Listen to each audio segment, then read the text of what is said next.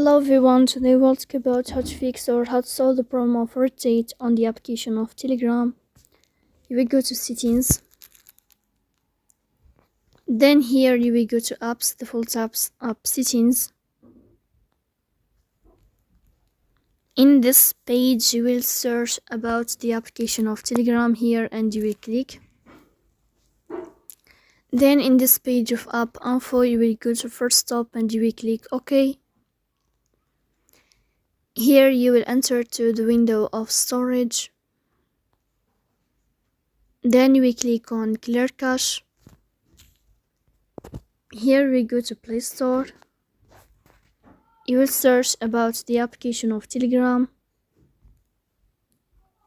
And then here you can uninstall your app and you can install it again. So that's all. Don't forget to support us by like and subscribe. See you next time and thank you for your watching.